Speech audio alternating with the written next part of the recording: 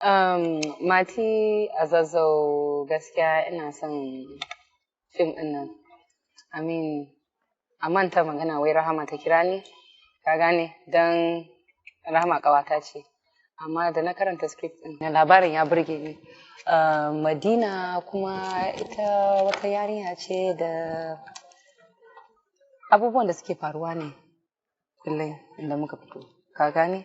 So, idea ɗin da ake ba da labarin nan, na san mutane za su zauna su sa kunne, su ji, su kallo, su ji daɗin labarin don basically yana cikin culture ɗinmu.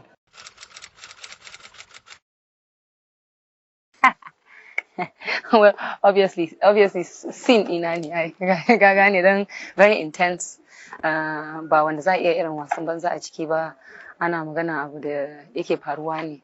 So, kuma ai ba mutum ɗaya zai iya bada labarin nan ba, mutane da yawa, ka gane labarin su is different from place to place. So, for me,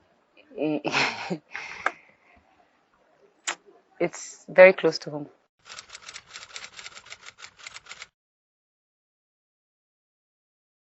Well, ka san komai a duniya dole ka ɗan yi shi ko sau ɗaya, ka gane? So, ni ina son different forms of entertainment, basically. As mawaƙiya, gaskiya acting da waƙa ba ɗaya ba ne.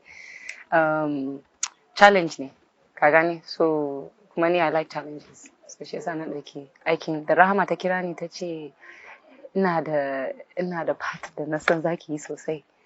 Amma tunanin da na yi, mama na ma ta ce ki trying ɗin shi, ki ɗan gan yanda za ki yi, kin gane irin kullum kina mana acting a gida ba ki sai waƙa. So, to be honest,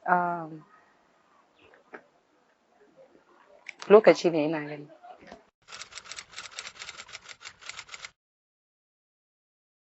Oh, of course, I mean, sannan ku mutane na jama'a, suna na Dija, saƙon da zan bar muku shine duk abin da za ku yi a duniya, Allah za a sa a gaba. In ka sa Allah a gaba, ai ba matsala. Komi za ka gan shi yadda kake so haka zai fito.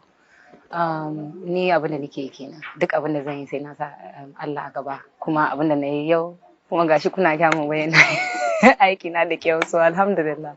Amma abin da zan gaya muku, duk abin da za ku yi a duniya, in ma mutum ya ce maka ba za ka iya ba, ka sa shi a cikin addu'a, in naka ne ba zai taɓa wucewa ba. Shine maganar da zan gaya ma jama'a.